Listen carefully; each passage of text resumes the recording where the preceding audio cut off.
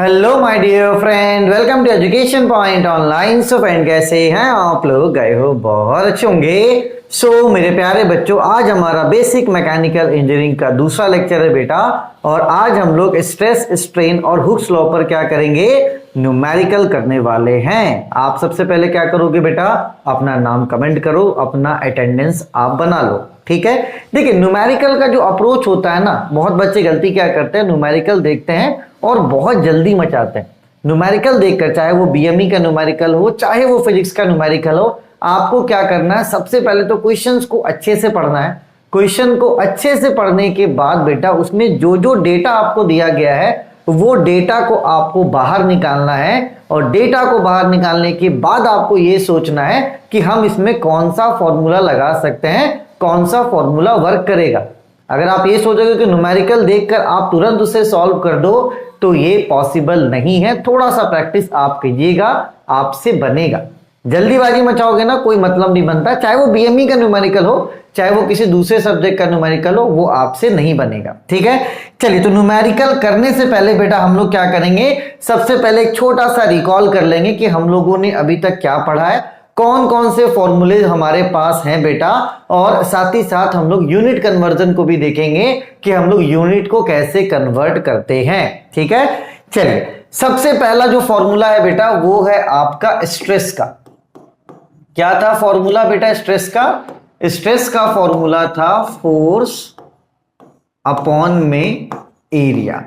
हम इसको कैसे डिनोट करते थे? Sigma is equals to P upon A. यहां पर P आपका हो गया फोर्स, A आपका हो गया एरिया और सिग्मा क्या हो गया? स्ट्रेस। ये आपका हो गया सबसे पहला वाला फॉर्मूला, ठीक। उसके बाद हम लोगों ने पढ़ा था स्ट्रेन। क्या पढ़ा था बेटा?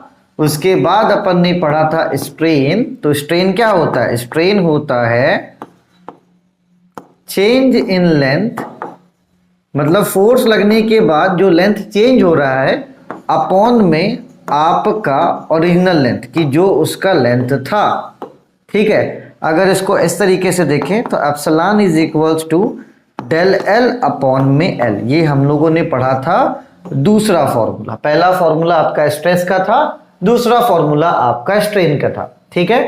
चलिए, तीसरा फिर हम लोगों ने पढ़ा था हुक्स लॉ, है ना। और हुक्स लॉ में हमें ये पता चला था कि स्ट्रेस जो होता है वो डायरेक्टली प्रोपोर्शनल होता है स्ट्रेन के। तो वहां से अपन को मिला था इलास्टिसिटी का फॉर्मूला, कि जो आपका इलास्टिसिटी होता है वो क्या होता है? वो होता है स्ट्रेस अपॉन में आपका स्ट्रेन, ठीक है। E is equals to sigma upon में आपका एप्सिलॉन। ये हमें मिल गया था बेटा चौथा फॉर्मूला, है ना। जब अपन ने हुक्स लॉ सॉल्व करा था तो हमको वहां पर मिला था elasticity is equals to stress upon strain. Elasticity को E से डिनोट करते हैं, स्ट्रेस को सिग्मा से और स्ट्रेन को एप्सिलॉन से, ठीक है। चलिए, चौथी चीज जो हम लोगों ने यहां से डिराइव किया था, यहां पर सिग्मा की जगह पे क्या रखा था? सिग्मा की जगह पे रखा था P अपॉन ए और एप्सिलॉन की जगह पे रखा था डेल एल अपॉन एल। तो यहां से अपन को एक फॉर्मूला मिला था del L is equals to P L upon में ए ई। डेल एल यहां पर क्या था? चेंज इन लेंथ, है ना। पी आपका फोर्स या तो लोड बोलो, एल आपका ओरिजिनल लेंथ, ए आपका एरिया और ई आपका इलास्टिसिटी, ठीक है। और साथ ही साथ मैंने आपको यह भी बताया था कि इलास्टिसिटी को यंग मॉडुलस ऑफ इलास्टिसिटी भी कहा जाता है और इसे मॉडुलस ऑफ इलास्टिसिटी भी कहा जाता है। तो कंफ्यूज मत होना कि ये तीनों अलग अलग है, तीनों एक ही है। चाहे इलास्टिसिटी बोले, चाहे यंग मॉडुलस बोले, या तो आपका मॉडुलस ऑफ इलास्टिसिटी बोले, तीनों बातें क्या है बेटा? तीनों बातें आपकी सेम है, ठीक है। चलिए, तो ये चार फॉर्मूला आपको ध्यान रखना है। अगर आप इस तरीके से ध्यान नहीं रख सकते हैं तो आप ऐसे भी ध्यान रख सकते हैं, कोई दिक्कत की बात नहीं है। चाहे नेम वाइज रखो, चाहे सिंबल वाइज, कोई दिक्कत की बात नहीं, ठीक है। चलिए बेटा, उसके बाद आते हैं कुछ बेसिक यूनिट कन्वर्जन में, है ना। कुछ बेसिक यूनिट कन्वर्जन में, ठीक है। चलो, सबसे पहली बात आपको यह पता होना चाहिए कि अगर हम किलो न्यूटन को, अगर हम चाहते हैं कि वो न्यूटन में चेंज हो जाए, तो हम लोग पता है क्या करेंगे? किलो न्यूटन को न्यूटन में करने के लिए 10 का पावर 3 से मल्टीप्लाई करेंगे। तो क्या होगा बेटा, जो आपका किलो न्यूटन है वो न्यूटन में बदल जाएगा। ठीक। दूसरा बेटा जो आपका मेगा न्यूटन है, इसको न्यूटन में करने के लिए हम लोग क्या करेंगे, 10 का पावर 6 से मल्टीप्लाई कर देंगे, तो जो मेगा न्यूटन है वो आपका न्यूटन में कन्वर्ट हो जाएगा। ठीक है। तीसरी बात है बेटा आपका जीगा न्यूटन। अगर आप चाहते हो कि जीगा न्यूटन को न्यूटन में कन्वर्ट करना, तो यहां पर क्या होगा, 10 का पावर 9 से आप मल्टीप्लाई कर दो, तो जो जीगा न्यूटन है वो आपका न्यूटन में कन्वर्ट हो जाएगा।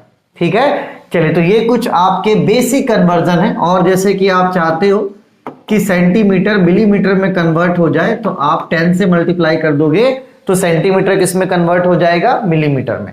अगर आप ये चाहते हो कि आपका मीटर मिलीमीटर में कन्वर्ट हो जाए, तो आप क्या करोगे, 1000 से मल्टीप्लाई करोगे, तो जो आपका मीटर है वो आपका मिलीमीटर में क्या हो जाएगा, कन्वर्ट हो जाएगा। ठीक है। अगर आप ये चाहते हो कि मीटर को सेंटीमीटर में कन्वर्ट करना, तो 100 से आप क्या करोगे, मल्टीप्लाई कर दोगे। ठीक है। यहां पर पता है एक ट्रिक है। ट्रिक क्या है बेटा, जैसे हम सेंटीमीटर से मिलीमीटर करते हैं तो 10 से क्या करेंगे, मल्टीप्लाई करेंगे। अगर आप मिलीमीटर से सेंटीमीटर करना चाहो तो आपको क्या करना पड़ेगा, 10 से डिवाइड करना पड़ेगा। जैसे कि यहां पर क्या है, किलो न्यूटन से न्यूटन में करने के लिए हमको क्या करना है, 10 का पावर 3 से मल्टीप्लाई करना है। लेकिन अगर आप ये चाहते हो कि आपका न्यूटन कन्वर्ट हो जाए किलो न्यूटन में, तो आप क्या करोगे, 10 का पावर 3 से डिवाइड करोगे। ठीक है। चलिए बेटा, तो ये अगर आप चाहो नोट करना, या तो बेसिक कन्वर्जन यूनिट आप नोट कर लो। उसके बाद हम लोग क्या करते हैं, सबसे पहला प्रॉब्लम। ठीक है, इसको आप पहले क्या करो, नोट कर लो। चलिए माय डियर फ्रेंड, पहला क्वेश्चन करते हैं। और पहला क्वेश्चन हमेशा से मेरा प्यारा बच्चा बहुत इंपॉर्टेंट होता है। और आज आप एक नई बात सीखिए कि अगर आप न्यूमेरिकल करते हैं, चाहे वो न्यूमेरिकल फिजिक्स का हो, चाहे केमिस्ट्री का हो, या किसी भी सब्जेक्ट का न्यूमेरिकल हो, आप क्या करोगे, सबसे पहले क्वेश्चन को 1 से 2 बार रीड करोगे। मैंने ये देखा बच्चे बड़ा हड़बड़ाते हैं, हम एक बार में चाहते हैं कि सब कुछ हो जाए। ऐसा नहीं है बेटा, क्वेश्चन को कम से कम आपको 1 से 2 बार पढ़ना पड़ेगा, तभी आप समझ पाओगे कि दिया हुआ क्या है। क्योंकि जब आपको यही नहीं पता कि दिया हुआ क्या है, तो आप कभी यही नहीं निकाल सकते कि आपको निकालना क्या है। तो एक नई बात आप यहां से सीखो कि क्वेश्चन को कभी भी आप कर लो, चाहे वो बीएमई का क्वेश्चन है, किसी भी सब्जेक्ट का क्वेश्चन है, आप 2 से 3 बार पढ़िए। ठीक है। चलो, यहां पर क्वेश्चन क्या कह रहा है, क्वेश्चन कह रहा है कि एक रॉड है, अ रॉड 150 सेंटीमीटर लॉन्ग। ठीक है, मतलब कि बेटा एक रॉड है ना, मान लो कि एक रॉड है जिसकी लंबाई कितनी है, जिसकी लंबाई है 150 सेंटीमीटर। ठीक है। And diameter 2 centimetre. ये जो आपका डाया है इसका, ये है आपका 2 सेंटीमीटर। ठीक है। चलिए, इस सब्जेक्टेड टू एन एक्सियल पुल, इसे खींचा जा रहा है 20 किलो न्यूटन का फोर्स लगाकर। ये जो आपका रॉड है इसे खींचा जा रहा है। ठीक है, देखो यहां पे क्या लिखा गया है, subjected to an axial pull of 20 kilo newton. और आपको पता है पुल मतलब क्या होता है, खींचना। तो इस रॉड को क्या किया जा रहा है बेटा, खींचा जा रहा है। कितना फोर्स लगा के, 20 किलो न्यूटन। कितना, 20 किलो न्यूटन। ठीक है। चलिए, क्वेश्चन को आगे बढ़ने से पहले बेटा यहां पर आप डाटा सबसे पहले लिख लो। देखो यहां पर आपको लंबाई दिया गया, मतलब आपको एल दिया गया है कितना, 150 सेंटीमीटर। ठीक है। चलिए, दूसरा आपको डायमीटर दिया गया है कितना, 2 सेंटीमीटर। और ये आपका फोर्स दिया हुआ है बेटा, तो फोर्स को डिनोट करते हैं P से। तो यहां पर फोर्स आपको दिया गया है 20 किलो न्यूटन। ठीक है। चलिए, अब बढ़ते हैं आगे क्वेश्चन में। If the modulus of elasticity of the material, मतलब ये जो रॉड का मटेरियल है उसका मॉडुलस ऑफ इलास्टिसिटी कितना है बेटा, 2 × 10 का पावर 5 न्यूटन पर मिलीमीटर स्क्वायर। तो मैंने आप सभी को बोला था कि मॉडुलस ऑफ इलास्टिसिटी बोले, यंग मॉडुलस बोले, या तो इलास्टिसिटी बोले, तीनों का मतलब क्या है बेटा, सेम है। ठीक है। तो यहां पर अपन को इलास्टिसिटी दिया गया है, मतलब E का वैल्यू दिया गया है कितना, 2 × 10 का पावर 3 न्यूटन पर मिलीमीटर स्क्वायर।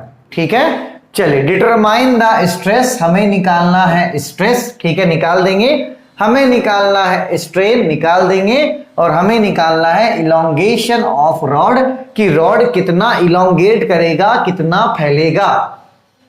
आई होप आपको क्वेश्चन समझ में आएगा। फिर से पढ़िए, ओवर कॉन्फिडेंट नहीं होना है बेटा, क्योंकि एकदम बेसिक से पढ़ो, अच्छे से पढ़ो। अगर एग्जाम में ये क्वेश्चन आ गया 7 नंबर का आएगा और बहुत इजी क्वेश्चन है। ठीक है, चलिए एक बार क्वेश्चन को फिर से पढ़ लेते हैं, देन हम लोग इसको क्या करेंगे, सॉल्व करेंगे। ठीक है, चलिए एक रॉड है, a rod of 150 centimetre long, ठीक है, लंबा है 150 सेंटीमीटर, डायमीटर 2 सेंटीमीटर है, और इसमें एक्सियल पुल मतलब खींचा जा रहा है इसे कितना, 20 किलो न्यूटन से। ठीक है, यहां फोर्स भी दे दिया गया है, और साथ ही साथ मॉडुलस ऑफ इलास्टिसिटी दिया गया है कितना, 2 × 10⁵ न्यूटन पर मिलीमीटर स्क्वायर। ठीक है, चलिए क्या निकालना है अपन को, स्ट्रेस निकालना है, स्ट्रेन निकालना है, और इलोंगेशन निकालना है। तो सबसे पहला टास्क तो कंप्लीट हो गया कि जो डेटा अपन को दिया हुआ था वो डेटा हमने क्या किया, क्वेश्चन से निकाल दिया।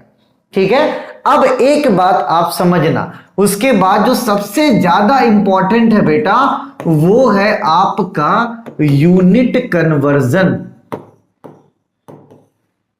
बोलोगे सर यूनिट कन्वर्जन का मतलब क्या? यूनिट कन्वर्जन का मतलब बेटा कि जितनी भी यूनिट्स हैं वो एक ही यूनिट में होना चाहिए। इसका मतलब क्या है बेटा कि जैसे फोर्स है, तो अगर आप फोर्स न्यूटन में ले रहे हो तो जितनी जगह पर फोर्स आएगा बेटा वो कितना होना चाहिए, वो न्यूटन में ही होना चाहिए। अगर आप लंबाई ले रहे हो, आप मानकर चलो कि आप न्यूमेरिकल सॉल्व कर रहे हो और आपकी लंबाई मिलीमीटर में है, तो उसके बाद जितनी भी आपकी लंबाई है वो किस में होनी चाहिए, वो मिलीमीटर में ही होना चाहिए। ठीक है, लेकिन आप यहां पर देखो, पहले अच्छे से यहां पर आप एनालाइज करो, आपको क्या दिखेगा, लंबाई सेंटीमीटर में है, ठीक है, डायमीटर भी सेंटीमीटर में है, ठीक है। अब देखो यहां पे लोड किस में है, किलो न्यूटन में है, यहां पर किस में है, आपका इलास्टिसिटी न्यूटन और मिलीमीटर स्क्वायर में। तो आप खुद देखो सेम कहां हुआ, ये सेंटीमीटर में है, ये आपका सेंटीमीटर में है, ये आपका किलो न्यूटन में है, और ये आपका न्यूटन पर मिलीमीटर स्क्वायर है। तो देखो सेंटीमीटर सेंटीमीटर, ये किलो न्यूटन, और ये आपका न्यूटन और मिलीमीटर, तो ये सेम कहां है बेटा, है ना। तो इसे हमें क्या करना पड़ेगा बेटा, सबसे पहले कन्वर्ट करना पड़ेगा कि सारी यूनिट्स हमारी क्या हो जाए, सेम हो जाए। उसके बाद ही हम लोग क्या करेंगे, न्यूमेरिकल को सॉल्व कर सकते हैं। ठीक है, चलिए यूनिट का बहुत इंपॉर्टेंट रोल है। अगर यूनिट नहीं कन्वर्ट करोगे न्यूमेरिकली सॉल्व नहीं कर पाओगे, है ना। फॉर्मूला तो बाद में लगेगा, और अभी आप बच्चे हो, धीरे धीरे मैच्योर हो गए। मैं फिर से बोल रहा हूं कि चीजें टफ हैं, आराम से समझ में आएगी, घबराना मत। एक बार, 2 बार, 3 बार, 4 बार देखोगे तभी समझ में आएगा, भागकर कहीं नहीं जा सकते।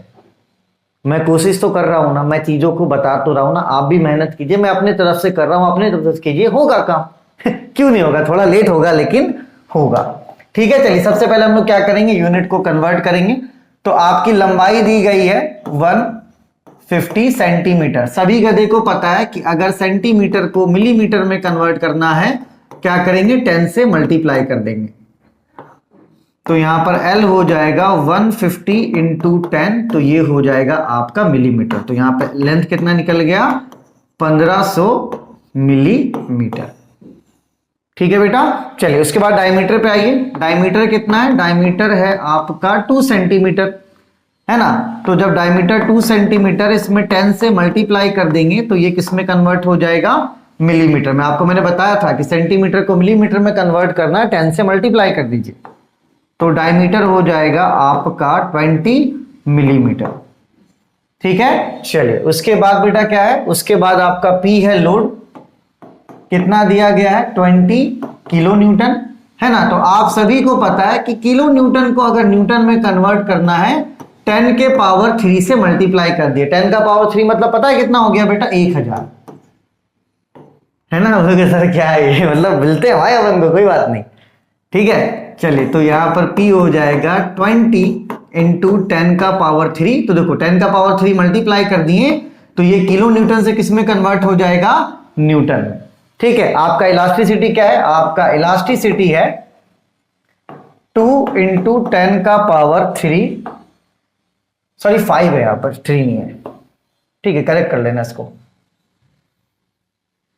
2 × 10 का पावर 5, है ना, न्यूटन पर मिलीमीटर स्क्वायर। तो आप देखो कितना अच्छा लग रहा है, लेंथ मिलीमीटर में है, डायमीटर भी मिलीमीटर में है है ना, लोड आपका न्यूटन में है, यहाँ इलास्टिसिटी में भी न्यूटन है और मिलीमीटर स्क्वायर है, तो ये आपका पूरा यूनिट कन्वर्ट हो गया। आप ये सोचोगे सर हम इसको भी न्यूटन किलो न्यूटन में कर लेते हैं, उसको भी सेंटीमीटर में, तो आपको जैसा पसंद है आप वैसा करो। आप चाहते हो कि सब कुछ सेंटीमीटर में हो तो आपको सब जगह सेंटीमीटर में ही करना पड़ेगा, तो ये आपके ऊपर डिपेंड करता है कि आपको करना क्या है ना। आप चाहते हो कि नहीं सर हम इतना क्यों कन्वर्ट करें, हम तो इससे कन्वर्ट कर लेते हैं सिर्फ किसमें, किलो न्यूटन और सेंटीमीटर स्क्वायर में, तो यार ये बहुत लफड़ा हो जाता। यहाँ पे सिंपल कन्वर्जन है वो आप कर लो, ठीक है। चलिए सबसे पहला काम हमारा हो गया, डेटा को हमने निकाला। डेटा को निकालने के बाद हमने यूनिट को कन्वर्ट करा। अब देखो सभी का यूनिट सेम है, मिलीमीटर, मिलीमीटर, न्यूटन और न्यूटन पर मिलीमीटर स्क्वायर, ठीक है। चलिए बेटा इसको आप क्या कीजिए, नोट कीजिए। चलिए बेटा ठीक है, नोट कर लिया आपने, बोलोगे यस सर कर लिया। तो यहां पे एल अपन को मिला है 1500 मिलीमीटर, है ना। डी अपन को मिला है 20 मिलीमीटर, है ना। और आपको P मिल गया है 20 इंटू 10 का पावर 3 न्यूटन, और E मिल गया है कितना बेटा, 2 इंटू 10 का पावर 5 न्यूटन पर मिलीमीटर स्क्वायर, ठीक है। चलिए बेटा कभी भी मैं न्यूमेरिकल कराऊंगा ना तो आप एक बार कैलकुलेशन चेक कर लेना। मैं कभी कभी कैलकुलेशन बहुत गलत करता हूं, है ना, तो इन छोटी छोटी चीजों के लिए कमेंट मत करना कि सर कैलकुलेशन आप जो करोगे वो सही, मेरा काम सिर्फ आपको समझाने का है, ठीक है। चलिए बेटा आप सबसे पहले क्या करो, आप सबसे पहले यहां पर एरिया निकालो, क्योंकि आपको एरिया का जरूरत पड़ने वाला है, ठीक है। तो जब भी आपको डायमीटर दिया हुआ हो तो एरिया निकालने के लिए आप फॉर्मूला लगाओगे π/4 d स्क्वायर, ये फॉर्मूला आप लगाओगे एरिया के लिए, क्या, π/4 d स्क्वायर। कभी भी आपको अगर d दिया हुआ है क्वेश्चन में तो, ठीक है। पाई का वैल्यू कितना हो गया, पाई का वैल्यू 3.14 अपॉन में 4, d कितना है बेटा 20, तो ये हो गया 20 का होल स्क्वायर, तो 3.14 अपॉन में 4 20 का होल स्क्वायर मतलब कि 400, 4 से ये कट गया कितनी बार में, 100 बार में, 100 से इसको मल्टीप्लाई करेंगे तो 314 मिलीमीटर स्क्वायर, ठीक है। यहां से अपन को क्या मिल गया बेटा, एरिया भी मिल गया, ठीक है। एरिया कितना निकला अपना 314 मिलीमीटर स्क्वायर, ठीक है। चलिए बेटा सबसे पहला चीज क्या निकालना था अपन को, सबसे पहला चीज निकालना था स्ट्रेस। चलिए तो सबसे पहले क्या निकाल लेते हैं हम लोग, निकाल लेते हैं स्ट्रेस। स्ट्रेस क्या होता था बेटा, P अपॉन में A, मतलब कि फोर्स अपॉन में एरिया, है ना। चलिए फोर्स कितना है बेटा हमारे पास, फोर्स है 20 इंटू 10 टू पावर 3, तो फोर्स है 20 इंटू 10 का पावर 3 अपॉन में एरिया कितना निकाला अभी अपन ने 314, एरिया अपन ने निकाला कितना 314, ठीक है। चलो तो ये हो गया 20,000 अपॉन में 314, तो इसको आप कैलकुलेटर से सॉल्व कर लो।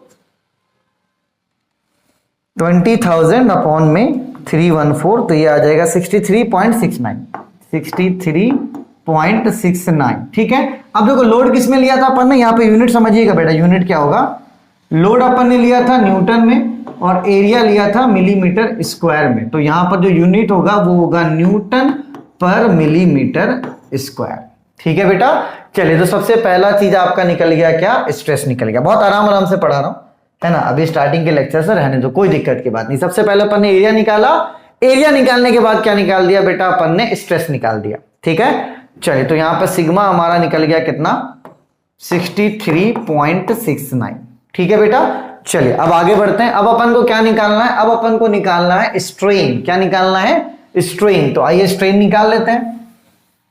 देखो फॉर्मूलेस पता होना तो आप है ना अलग अलग तरीके से भी निकाल सकते हो, बहुत अच्छे तरीके से। जब जो बच्चा मैकेनिकल का है वो जब आगे मुझसे स्ट्रेंथ ऑफ मटेरियल पढ़ेगा ना, तो इसी को अपन आगे कंटिन्यू करते हैं, बहुत मजा आता है उसमें, है ना। मतलब क्वेश्चंस के साथ अपन खेलते हैं, है ना। चलो फिलहाल अभी नहीं खेलते हैं, फिलहाल अभी क्वेश्चन करते हैं। चलिए अब अपन को निकालना है स्ट्रेन। तो स्ट्रेन निकालने के लिए पता क्या करते हैं, ये वाला फॉर्मूला लगाते हैं हम लोग, ठीक है। Elasticity, elasticity is equals to क्या होता है बेटा, स्ट्रेस अपॉन में आपका स्ट्रेन, ठीक है। ये वाला फॉर्मूला हम लोग यूज कर सकते हैं यहां पर, है ना। चलिए इलास्टिसिटी मतलब आपका हो गया E, और स्ट्रेस हो गया सिग्मा, और स्ट्रेन हो गया आपका एप्सिलॉन, ठीक है। इलास्टिसिटी का वैल्यू आपको पता है कितना, 2 इंटू 10 टू द पावर 5 ठीक है। सिग्मा अभी अपन ने निकाला था स्ट्रेस कितना 63.69 और स्ट्रेन मतलब कि एप्सिलॉन अपन को निकालना है। एप्सिलॉन को उधर भेज दो, इस वाले टर्म को उधर भेज दो, तो एप्सिलॉन हो जाएगा आपका 63.69 अपॉन में 2 × 10⁵ ठीक है। चलिए तो यहां पर एप्सिलॉन मतलब कि strain is equals to 63.69 upon में 2। अब देखो 10⁵ का मतलब क्या है 1 2 3 4 5 0। कितने जीरो 5 0। अपने कैलकुलेटर से क्या करो इसको सॉल्व कर लो, तो 63.69 डिवाइडेड बाई 2 1 2 3 4 5 ठीक है। ये आ रहा है आपका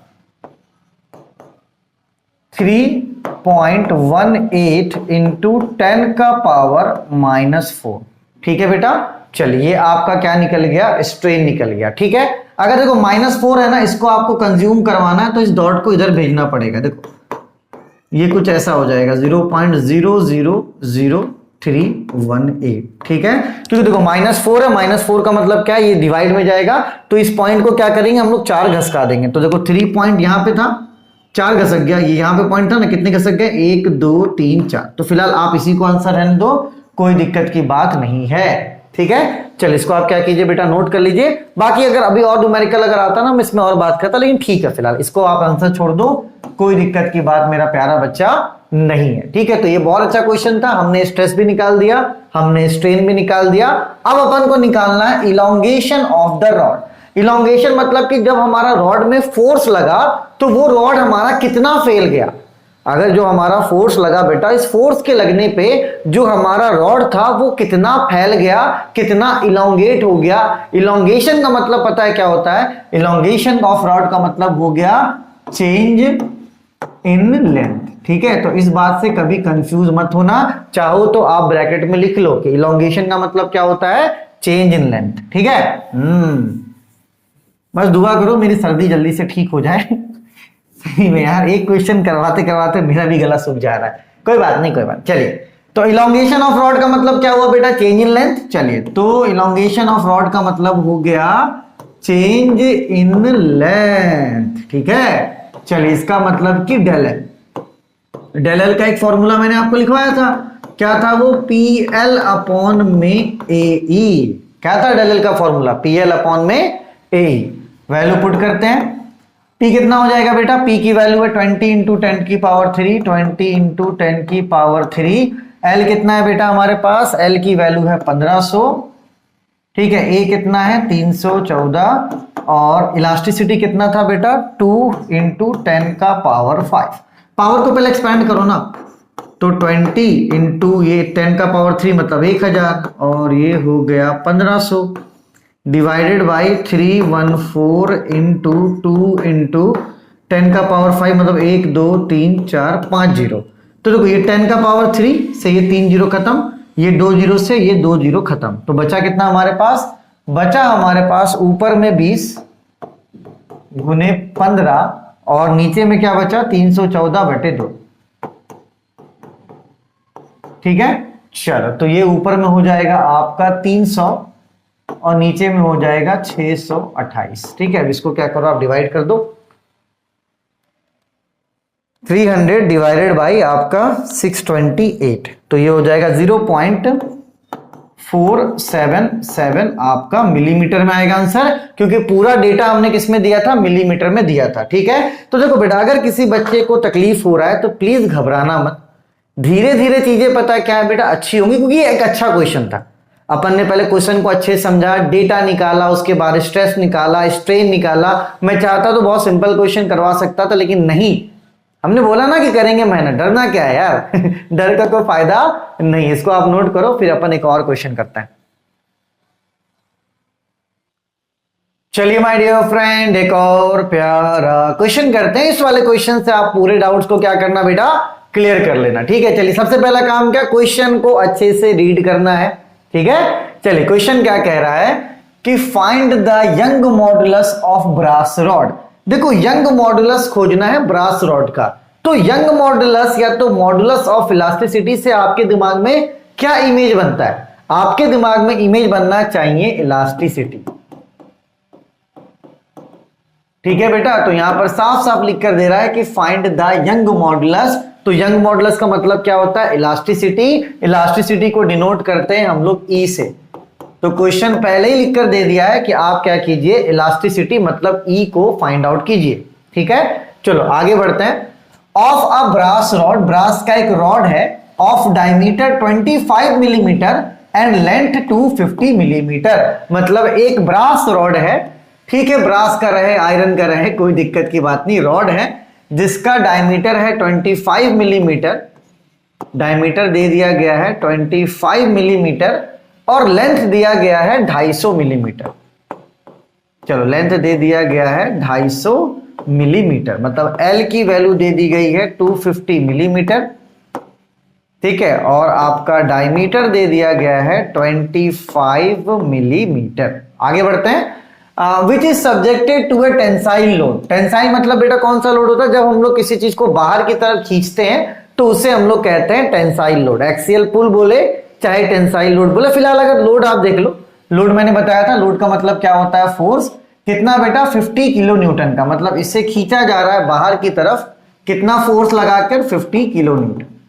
ठीक है, तो आप लोड से पहचान जाना कि ये क्या है, आपका फोर्स है, या तो आप यूनिट से भी पहचान जाना कि ये किसके बारे में कह रहा है? फोर्स के बारे में कह रहा है। ठीक है, चलिए, तो यहां पर P आपको दे दिया गया है कितना?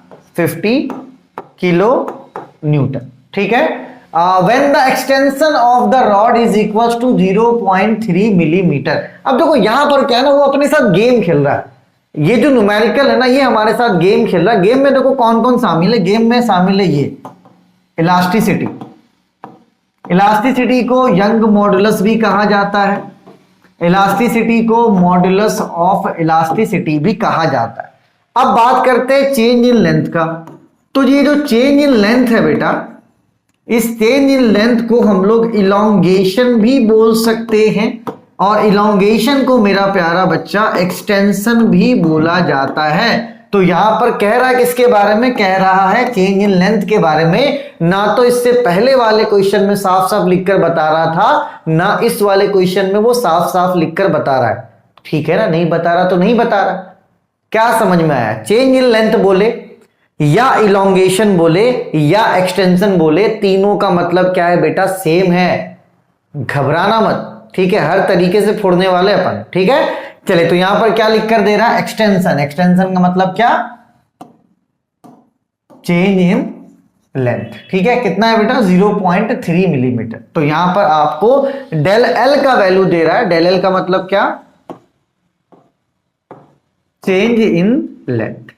ठीक है, चलिए, तो यहां पर डेल एल का वैल्यू दे रहा है 0.3 मिलीमीटर। ठीक है बेटा, चलिए, कोई दिक्कत की बात तो नहीं? बोलोगे नहीं सर कोई दिक्कत की बात नहीं। तो क्वेश्चन को इस तरीके से पढ़ना है बेटा। क्वेश्चन क्या कह रहा था? Find the Young modulus of brass rod.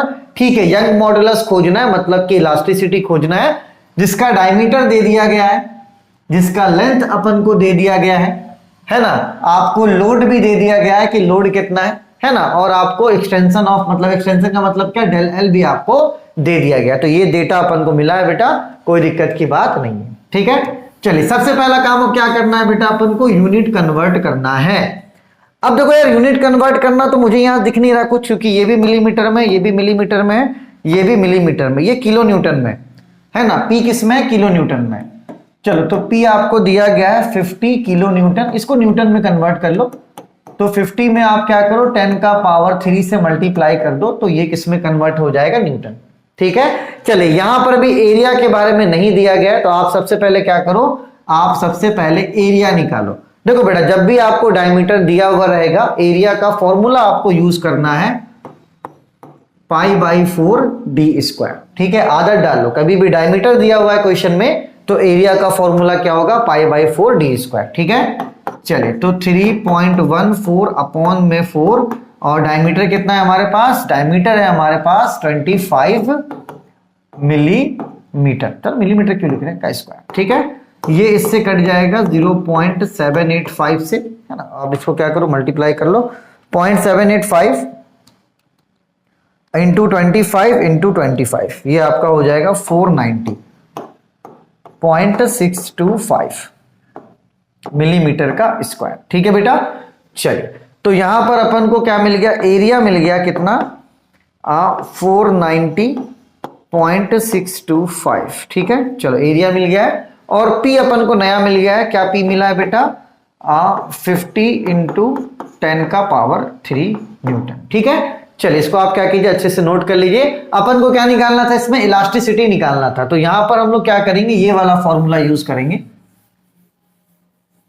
यहां पर फॉर्मूला यूज होगा चेंज इन लेंथ का, चेंज इन लेंथ का फॉर्मूला हम लोग यहां पर यूज करेंगे। चेंज इन लेंथ का फॉर्मूला क्या था, del L = PL/AE। अब देखो del L की वैल्यू अपन को पता है, अपन को P का वैल्यू भी पता है, अपन को L का वैल्यू भी पता है, अपन को A का वैल्यू भी पता है, सारी वैल्यूज अपन को पता है, बस E का वैल्यू नहीं पता है। तो E का वैल्यू यहां से निकल जाएगा। सबसे पहले क्या करेंगे हम लोग, वैल्यू पुट कर दो। देखो del L कितना हमारे पास, del L है 0.3, तो del L के जगह पर 0.3।